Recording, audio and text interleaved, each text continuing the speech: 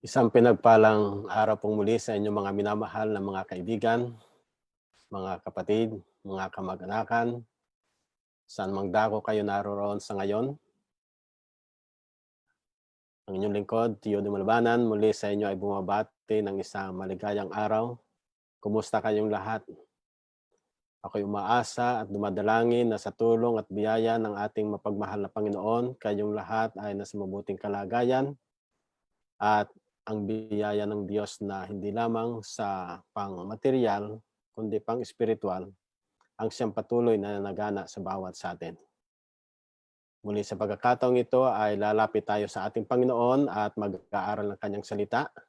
At ako'y umaasa na saan man kayo naroroon ay sa loob ng 30 minuto ay mag-aaral muli tayo at makikinabang ang bawat sa atin upang kumagkaganon sa pagkakataong ito, sa panahong ito nang tayo ay mayroong pandemya, ay mabusog din tayo ng pag-asa sa salita ng ating Panginoong Diyos. Subalit bago tayo dumako doon, tayo muna ay sumandaling manalangin. Kagalang-galang at mapagmahal po naming Diyos, sa mabanal namin makapangyarihan sa lahat. Isang kagalakan pong muli sa inyong lingkod ang sa oras na ito ay makapaglingkod sa inyong mga anak, sa aking mga kaibigan dito sa Facebook Live, sa lahat ng mga nagsisipakinig, saan mang dako sila naroroon. Muli, Panginoon, ako'y dumadalangin na naway gamitin niyo akong kasangkapan sa pagbabahagi ng inyong pabalita sa mga tao. Magbigay ng pag-asa na sa kabila ng ganitong karanasan ng buhay, ay mayroon kaming Diyos na nakakaalam ng mabuti sa bawat isa sa amin. Aming inihiling, buksan po naman ninyo ang aming puso't kaisipan upang lubos naming maunawaan ang inyong salita at matanggap ang katotohanan ito, mamuhay kami sa kabanalan at patuloy na naghihintay sa inyong pagdating sa pangalan ng Panginoong Hesus. Amen. Muli po, bago tayo magpatuloy sa ating pag-aaral, nais kong ibahagi sa inyo ang isang mensahe ng awitin o tugtugin. Ito ay naipatugtog na natin noon, na-play na natin. Balit mayroong mensahe na nais kong ibigay sa atin sa oras na ito at atin muling pakinggan ang instrumental number na ibigay sa atin ni Mikey at ni Ina Malabanan. Makinig tayo sa kanila.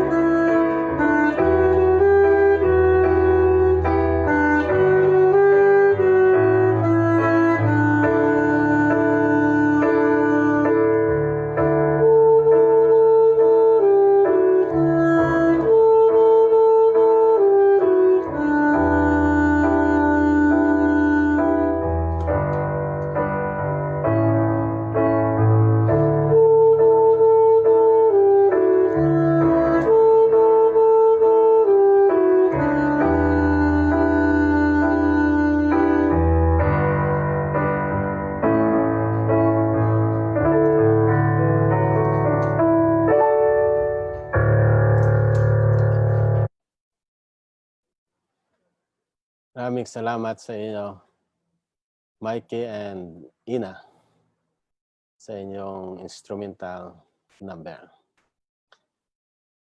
Sa oras nito mga minamahal na mga kaibigan, kung ating papansinin ang ating panahon sa ngayon, tayo namumuhay talaga sa huling panahon. Base sa ating mga pinag-aralan sa nakalipas, kung ating re-reviewin sumandali bago tayo magpatuloy, ang ating pinag-aralan ng una ay ang kahalagahan ng Biblia sa ating kapanahunan.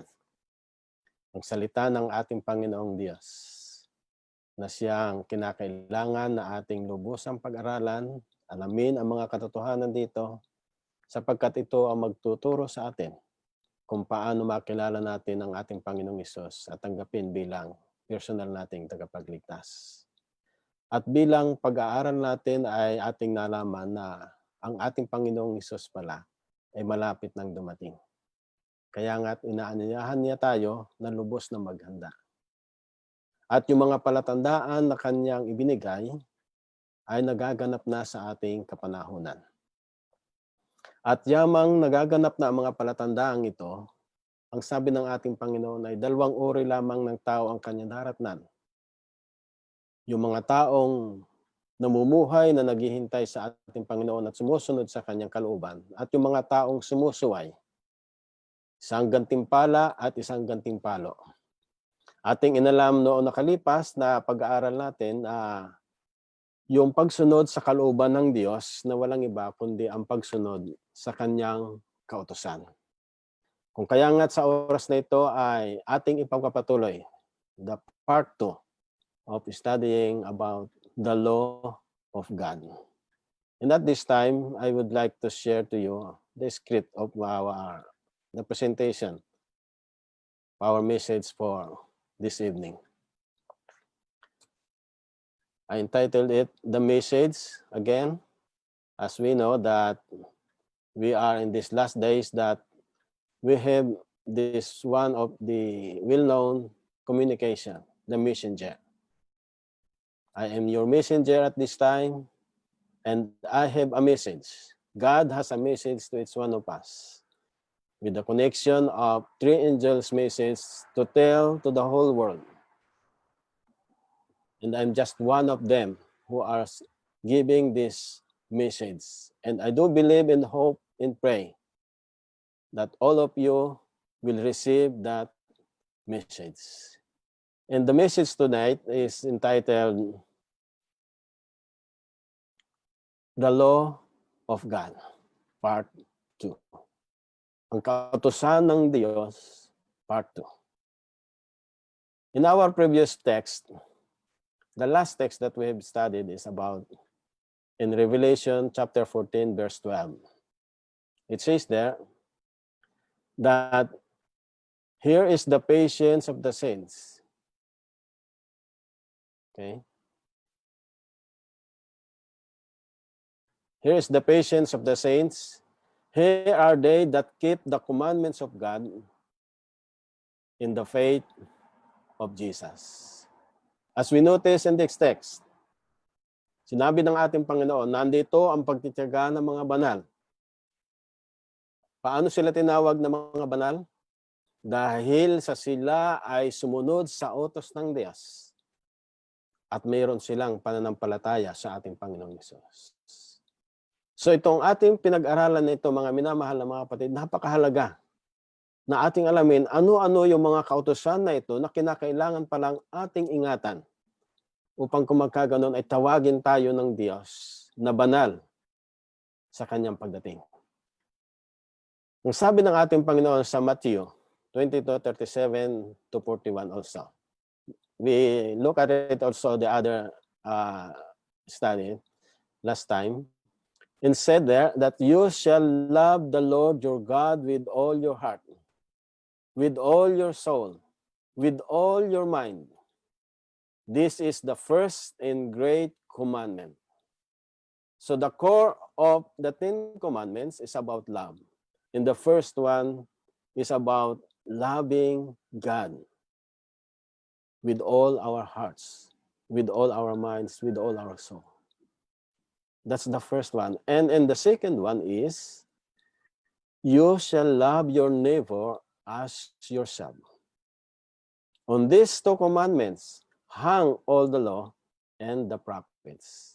So makikita natin dito, mga minamahal na mga kaibigan, na sinabi ng ating Panginoong Hesus, sa dalawang ito na nabubuo sa isang pag-ibig, pag-ibig sa Diyos at pag-ibig sa kapwa, ay ito yung kabuuan, ito yung summary ng buong kautusan. Na hindi naman nangangahulugang niwalang bahala niya ang buong kautusan o binago na niya. Kundi ito'y nabubuo, ito yung summary na kung ating titingnan nung ibinigay ng ating Panginoong Diyos kay Moises, yung 10 Commandments, yung una hanggang ikaapat, this is the love for God. And the 5th to the 10th, this is the love for our neighbor, for our humankind. Sa bawat isa, sa ating kapwa. Nang ibinigay ito ng ating Panginoon doon sa bundok ng Sinai, isinulat niya sa 2 tapyas na bato. Then nang bumaba siya, daladalan niya ito. Ipinakilala niya sa mga tao. Pinakilala niya ang may kinalaman sa kautusan na ito ng ating Panginoon. Kung kaya nga't ang sabi ng ating Panginoon doon sa nakasulat, sa unang utos na makikita natin ito sa 10 Commandments that was written in Exodus chapter 20. The first commandment, it says in verse 3, "You shall not have no other gods before me." Huwag daw tayo magkakaroon ng ibang Diyos sa harap niya. So maliwanag dito, mga minamahal na mga kaibigan, na anumang Diyos, ang sabi ng ating Panginoon ay huwag tayong magkakaroon nito. Definition dito ng Diyos ay anumang bagay na nagbibigay hadlang sa atin at sa Kanya, ito ay considered as Diyos o Diyos-Diyosan. Maaring kayamanan, kung ito ay ating magiging hadlang o magiging hadlang ito sa Diyos at sa atin, ito'y considered as Diyos-Diyosan para sa atin. O isang napakagandang trabaho na ito nagiging dahilan upang hindi tayo maglingkod sa ating Panginoon o kaya sumunod sa Kanya, considered as Diyos-Diyosan para sa atin. Kung kaya nga't ang sabi ng ating Panginoon, huwag daw tayo magkakaroon ng ibang mga Diyos sa harap niya. Ito ang unang utos na mahalaga para sa atin. Pangalawa, you shall not make yourself an image in the form of anything in heaven, above, or on the earth beneath, or in the waters below. You shall not bow down to them or worship them. For I, the Lord your God, am a jealous God, punishing the children for the sin of the parents to the 3rd and 4th generation of those who hate me, but showing love to 1,000 generations of those who love me and keep my commandments. Ano raw ang sabi dito, mga minamahal na mga kaibigan, sa pangalawang utos? Huwag daw tayong magkakaroon o gagawa ng mga larawang inanyuan. Anumang bagay na nasa langit, nasa lupa, o nasa ilalim ng dagat, huwag daw natin silang sasambahin o huwag natin silang yuyukuran o paglilingkuran man. Dahil ang Diyos ay Diyos na mapanibuguin o He is a jealous God. So, mapansin natin dito, napakahalaga na tanging ang Diyos lamang ang siyang ating sasambahin at hindi ang kung anumang mga Diyos-Diyosan o mga imahin para sa atin. Tanging siya lamang ang ating sasambahin. Kaya nga't napakahalaga na kahit sa anong henerasyon, mula do sa ating mga unang henerasyon hanggang sa panahon ngayon o sa darating pa mga henerasyon, kinagagalak ng Diyos Pinapakita niya ang kanyang pag-ibig doon sa mga taong sumusunod sa kanyang kautusan. Kaya mahalaga na sa ating kapanahonan ngayon, sa ating henerasyon sa ngayon, huwag nating babaliwalain ang ikalawang utos na ito. Pangatlo, you shall not misuse the name of the Lord your God. For the Lord will not hold anyone guiltless who misuses His name. Huwag daw nating gagamitin ang pangalan ng Diyos sa walang kabuluhan. Sapagkat hindi niya aaaring ganap na tayo na hindi nagkakasala yung isang taong gumagamit sa walang kabuluhan ng kanyang pangalan. Tanging ang pangalan ng Diyos na siyang marangal at siyang Diyos na dapat ay ating paglingkuran.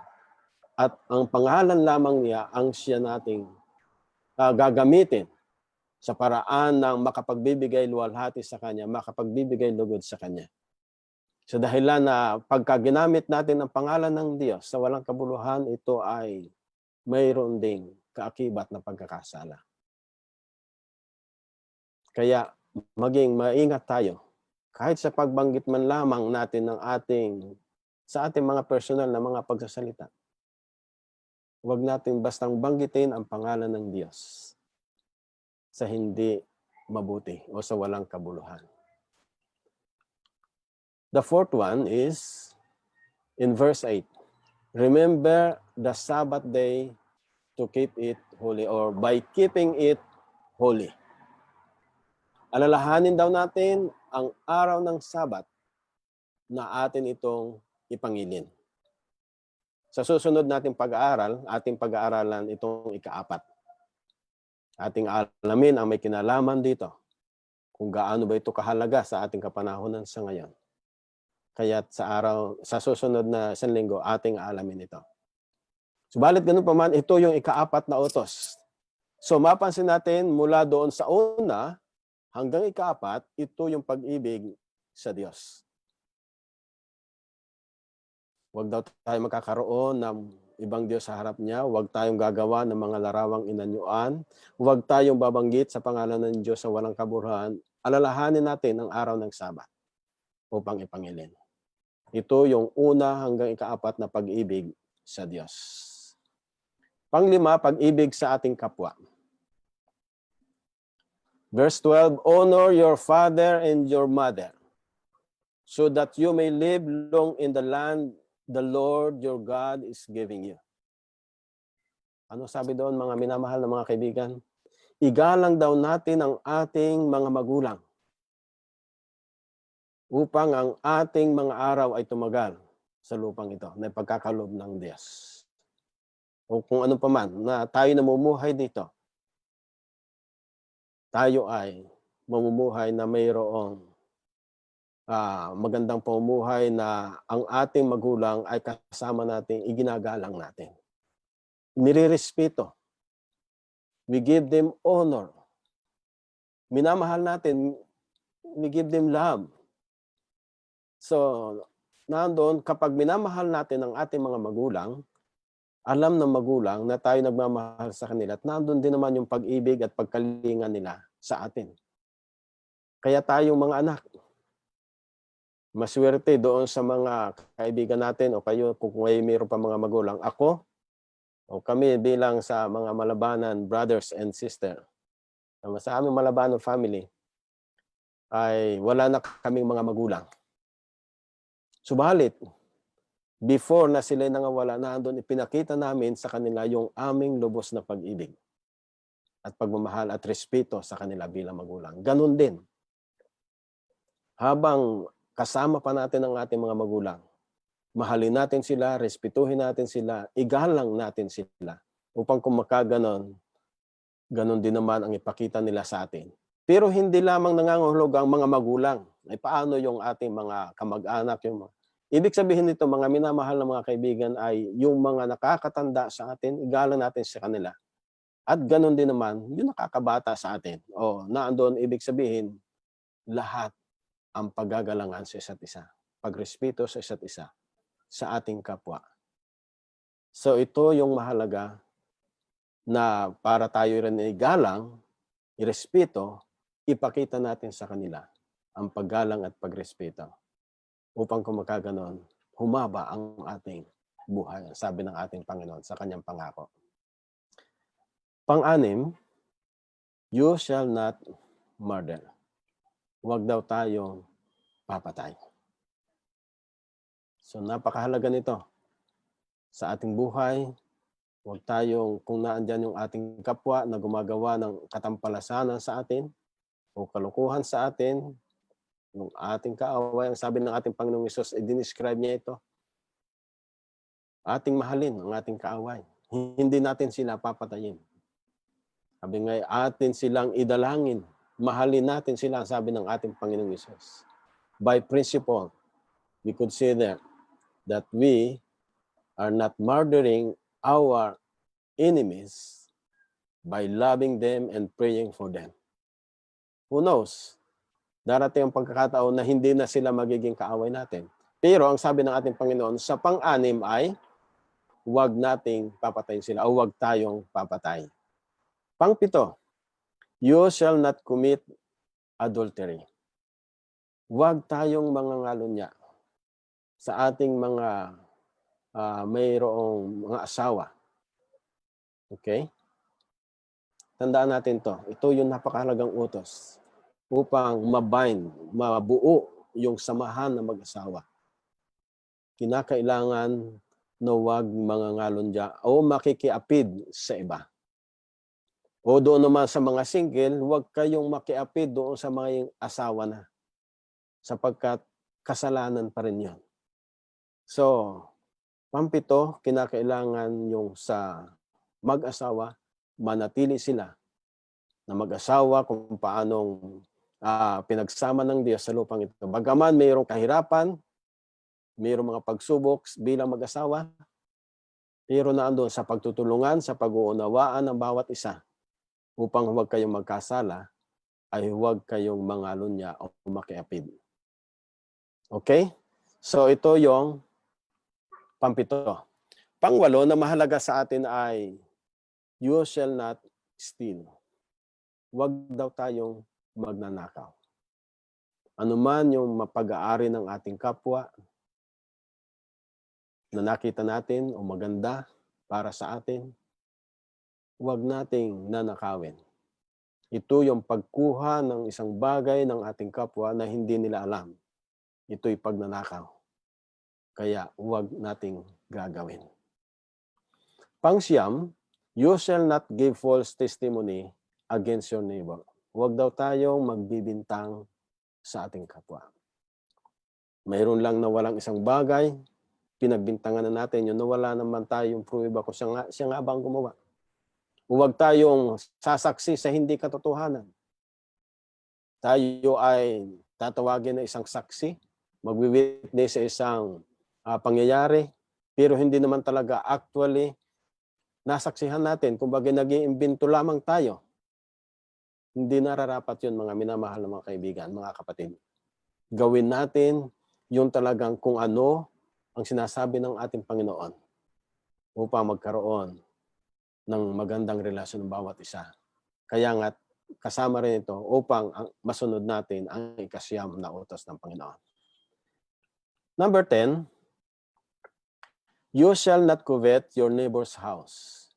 You shall not covet your neighbor's wife, or his male, or his female servant, his ox or donkey, or anything that belongs to your neighbor. So ang sabi dito, mga minamahal na mga kaibigan, huwag daw nating iimbutin ang pag-aari ng ating kapwa o ang anumang bagay na nasa ating kapwa. Maaari ang kanyang asawa o ang kanyang aliping lalaki o babae o ang kanyang donkey or anything that belongs to our neighbor.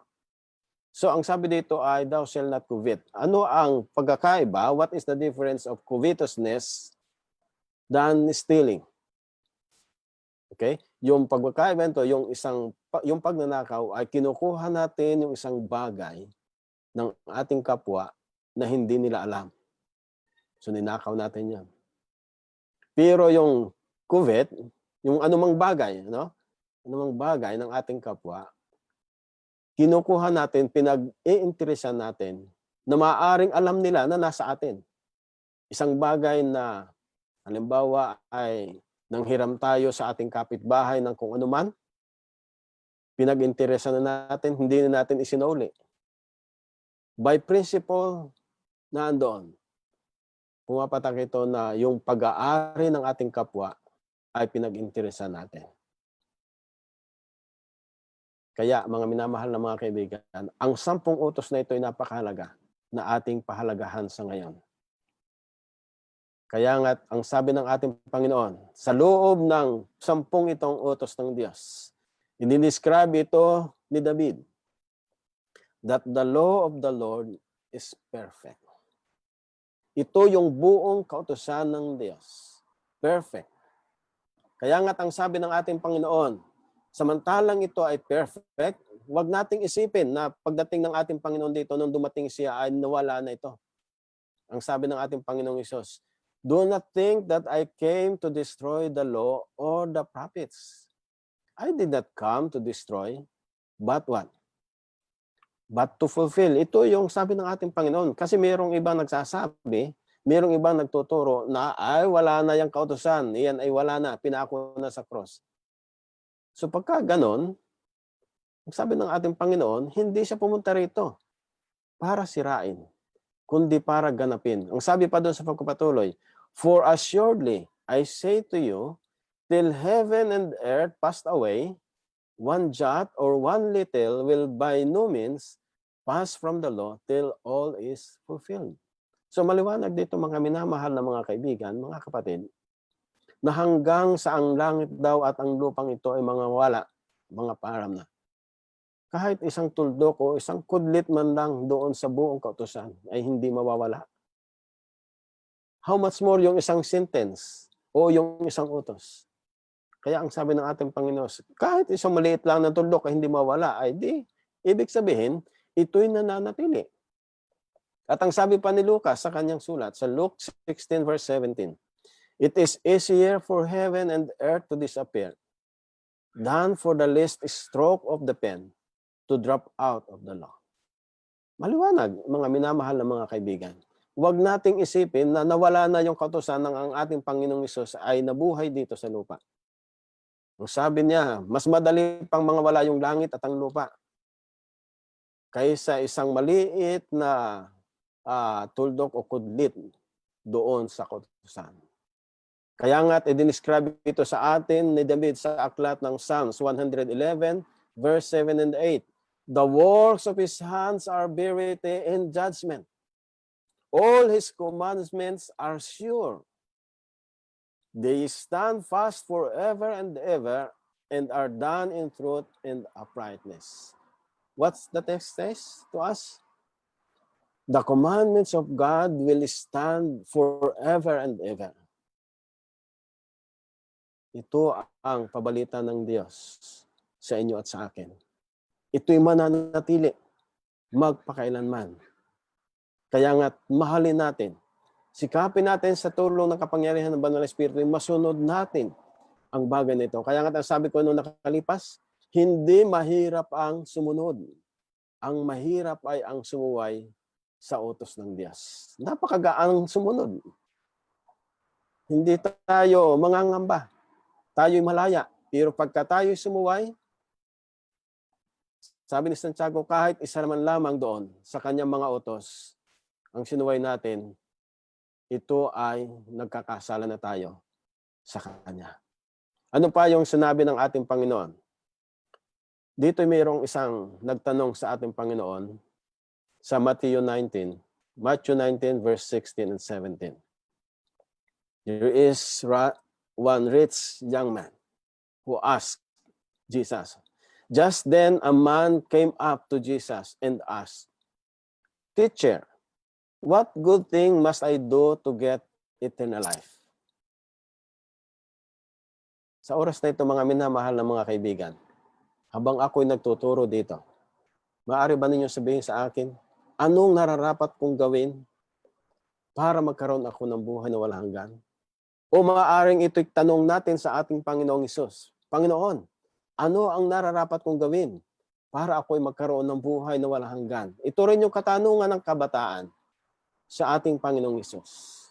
Kung kaya nga sinagot siya ng ating Panginoon, "Why do you ask me about what is good?" Jesus replied, "There is only one who is good. If you want to enter life, keep the commandments." Anong sabi dito mga minamahal na mga kaibigan? Kung gusto raw nating pumasok sa buhay, ingatan natin ang utos ng Diyos. Ito ang pabalitaan ng Diyos sa bawat isa atin. Kaya nga tayo mamumuhay na may kabanalan kung tayo ay sumusunod sa kanyang kautusan. Ganun lang po ito. At ang sabi ng ating Panginoon sa aklat ng Ecclesiastes 12, verse 13 and 14, "Now all has been heard. Here is the conclusion of the matter. Fear God and keep His commandments, for this is the duty of all mankind." Ano po ang sabi dito mga minamahal na mga kaibigan ng ating Panginoon? Pamagitan ng sulat ni Solomon sa Ecclesiastes. Ito raw ay atin ang narinig. Ito na yung conclusion ng lahat ng mga bagay. Matakot tayo sa Diyos at sundin ang kanyang mga utos, sapagkat ito'y katungkulan pala natin na sumunod sa Kanya. Kung kaya nga sa pagpapatuloy sa verse 14, ang sabi niya, "For God will bring every deed into judgment, including every hidden thing, whether it is good or evil." Lahat daw ay dadalhin ng Diyos sa isang kahatulan. Kahit yung mga nakakubling bagay, kahit ay yung mga nakasikreto, maaaring tawagin natin ay darling sins o mga sikretong kasalanan, dadalhin ito ng Diyos sa kahatulan. Maging maliit o malaki na kasalanan, basta ito'y kasalanan. Kasalanan yan sa ating Panginoon. At mayroong kaakibat na kaparusahan. Ang sabi doon sa Romans, ang kabayaran ng kasalanan ay kamatayan. Romans 6:23. Kaya ang sabi ng ating Panginoon, kung anuman ang mga nakatagong kasalanan natin, ito'y dadalhin ng Diyos, maging ito ay mabuti at masama, kaya't ang payo ng ating Panginoon sa atin sa ngayon. Panghuling talatang nais kong iwan sa inyo mga kaibigan, mga kapatid. 1 John 1:9. If we confess our sins, He is faithful and just and will forgive us our sins and purify us from all unrighteousness. God is really good, my dear brethren, my dear friends. To each one of us, God is really good because He has a promise that if we will confess our sins to Him, not to anyone, but only to Him because we have sinned against Him. If we will confess, He is faithful and just and forgive us from all our sins and purify us from all unrighteousness. Kung tayo raw ay magsisisi ng ating kasalanan sa Kanya, Siya ay banal at tapat na magpapatawad sa atin at maglilinis ng ating kasalanan upang tayo ay mamuhay ng sumusunod sa ating Panginoon. Mamuhay na mayroong kabanalan. Mga minamahal na mga kaibigan, nandito ang kanyang panawagan sa atin. Tayo ay lumapit sa Kanya. Sumunod tayo sa Kanya. Manghawak sa katotohanan ito. Sundin ang Kanyang kautusan upang kung magkaganon, kung dumating man siya sa oras na hindi natin inaasahan, tayo'y makabilang sa grupo ng mga tao na magsasabing, narito ang ating Panginoong Diyos. Hinintay natin siya. Matuwa tayo at magalak sa Kanyang pagliligtas. Ito ang pangako ng Diyos sa inyo at sa akin sa oras nito. At ako'y umaasa na sa loob ng 30 minuto, tayo ay nakinabang. Nalamin natin ang katotohanan ang sabi ng ating Panginoong Diyos, ingatan natin ito. Sa unang mga pinag-aralan nating talata, mapalad ang bumabasa, nakikinig, at tumutupad ng mga salitang ito. Pagkatapos natin itong mabasa, pagkatapos natin itong mapakinggan, ang panawagan ng Diyos ay tuparin natin sapagkat ang panahon ay malapit na. Aking idadalangin na nawa ito naging pagpapala sa inyo at sa akin. Maging gabay natin na sa ating paglalakbay sa lupang ito, saan man tayo humanto, anuman yung ating karanasan ng buhay sa ngayon, ang mahalaga, namumuhay tayo na sumusunod sa Kanya upang kung dumating man siya sa oras na hindi natin inaasahan, tayo kabilang sa mga grupo ng mga tao na Kanyang tatawagin mga banal na tagapagmana ng Kanyang inihandang kaharian. Pagpalain nawa tayo ng ating Panginoon na itong aking dinadalangin sa Kanyang pangalan. Subalit bago tayo magtapos, tayo muli ay sumandaling yumuko sa ating panalangin. Our most gracious God, and yet our Heavenly Father, we praise your name, O Lord, and we thank you for your love and blessings to each one of us. We thank you, Lord, for this truth that we have studied, the importance of obeying your commandments, the 10 commandments that you have given to each one of us. I pray, O Lord, that may you help us, that through the power of the Holy Spirit, we will freely obey your commandments, so that in the time that you will come, you will call us that we are saints who obey and keep your commandments. Our dear God, I pray that may you bless our friends who are listening through this Facebook Live or through in YouTube. That may you bless each one of them, O Lord, and so that all of us, as we keep this truth, will be ready for your soon coming. I also pray, O Lord, for our brethren or our friends who are sick at this time. Maybe they are contracted with this virus or COVID-19. Maybe they are sick because of some illnesses and they are in the hospital or in the bed of sickness in their homes. I pray, O Lord, that may you bless them and help them to recover. I pray also, Lord, for those at this time that they are experiencing hardship in lives. They are thirsty, they are hungry. May you help them, O Lord, and bless them according to your will. I pray for each one of us. Help us, O Lord, as we look forward to that heavenly home you promised to us. Our eyes is always focused on Christ who gave himself for us so that we will be saved. Thank you so much, Lord, for forgiving us in our sins. We are confessing you all our sins, even it is hidden or whatever it is. Help us, O Lord, that we receive your promise that you will forgive us and cleanse us from all our unrighteousness. Thank you so much, Lord, for answering our prayers. And thank you for your blessings. In Jesus' name we pray. Amen. Mga minamahal na mga kaibigan, mga kapatid, ang pagpapala nawa ng ating Panginoong Diyos ang managana sa inyong lahat. Thank you and see you again on Tuesday night or Wednesday morning there in Philippines. Or wherever you are, just look at this time, the same time on Tuesday. We'll be studying the continuation of the importance of this truth from the words of God. God bless you all, and this is my prayer.